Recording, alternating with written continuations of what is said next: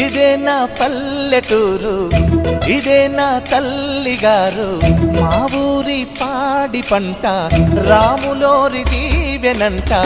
తల్లి గోదావరి నీళ్ళు కడిగే సీతమ్మ పాదాలు, ఊరంతా హాయ్ హాయ్ హాయ్, మనసంతా హాయ్ హాయ్ హాయ్. ఇదే నా పల్లెటూరు, ఇదే నా తల్లిగారు, మా ఊరి పాడి పంట రాములోరి దీవెనంట.